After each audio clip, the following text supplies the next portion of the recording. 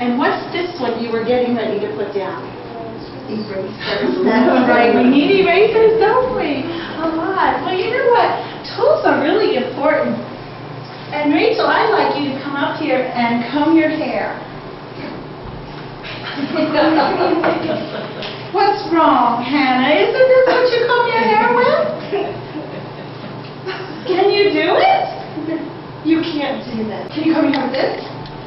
No. I don't think Rachel's going to get to comb her hair tonight. What do you use this for? Levi? For painting. Would this work to paint? No. Would this work to paint? Unless you did the for the paper and paper. So does each tool then, thanks Rachel, you can sit down, you are great. Does each tool have its own job to do? That's right. And each tool that you put down here has its own job to do. But I'm here to teach you about some other tools. And these tools are words. So if you would please, on your ThinkPad, write the word words.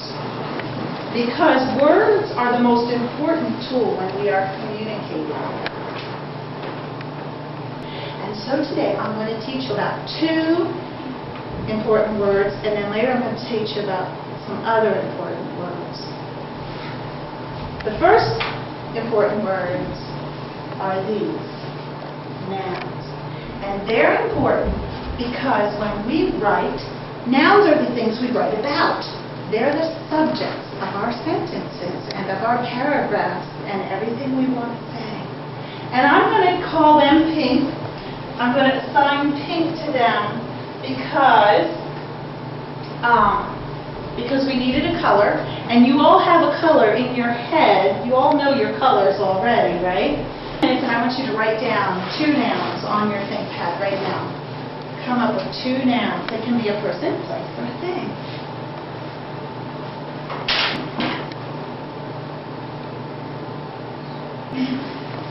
Alright, I wrote down a noun on the board. It happens to be a plural noun, and it's called a plural noun because it's more than one. There's a special reason why I did that, but I'm not going to tell you what it is now. I'm going to tell you that the second thing we have to think about when we write sentences is the verb, or what the noun or the subject is doing. When we have our noun in our sentence, we have our subject. It's the thing we're going to talk about. And now I'm going to teach you the second kind of word. The second kind of word is called a verb. And it's green because you all know the green light go. So I thought I'd make it green. We have 2 kinds of verbs right now that I'm going to teach you. The first one are the words that are things we can do. And these are words that help tell what we are. They're called being verbs because it tells us, I am happy, he is nice, we are sad. They're things we are. You can't do sad, but you can be sad. Do you see the difference between action verbs and being verbs? Okay, so we're going to use verbs. Right now, I want you to close your eyes and imagine these monkeys. Close them, and think. Imagine these monkeys and think what they're doing. What do you imagine these monkeys might be doing? Can you come up with one word that tells me what they're doing? One word. Okay, open your eyes. What are these monkeys doing in your brain, Hannah? Swinging on mine. They're swinging. And we only have one word yet. We'll get to the bigger sentences a little bit later. I like the word swinging, so I'm going to use it. And we're going to use green. Swinging. And I'm just going to say swing instead of swinging. Okay? Now, boys and girls, we have the 2 main parts of the sentence already. Because we have the subject, what we're talking about, and we have what they do, which is the predicate.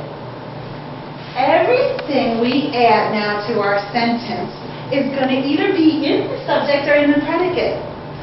If we add to monkeys and tell more about the monkeys, it's going to be in the subject. If we add more about what they're doing, it's going to be the perfect.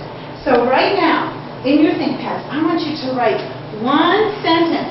It can be this sentence. Now, I didn't do punctuation and capitalization, but that's common. It can be this sentence, or it can be one like it. And for you older children, if you want to add a few more words, that's fine. I just want you to make a line between your subject and predicate. Can you do that?